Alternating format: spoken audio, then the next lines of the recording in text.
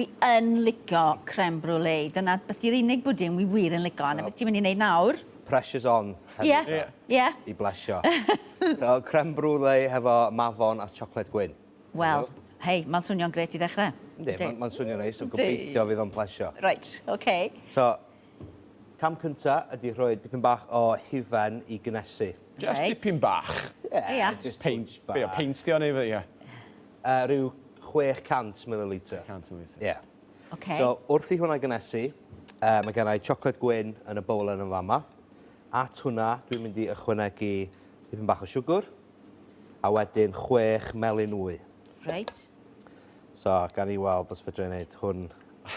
Gyflym. Ti'n dweud herydd hyn fan hyn, do? So be? Do. So hwn yn cymryd un hanner awr y fyd ar ben yn un.